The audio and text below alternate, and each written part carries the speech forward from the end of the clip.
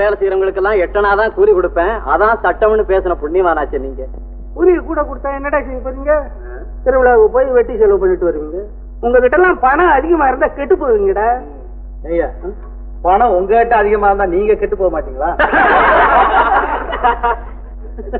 சிரிக்கிறீங்களா? சிரிக்கிறீங்களா? என்ன நீயும் சிரிக்கிறியா? அவளோட முகமே சிரித்த முகம். சிரித்து வாழ வேண்டும், பிறர் சிரிக்க வாழ்ந்திடாதே.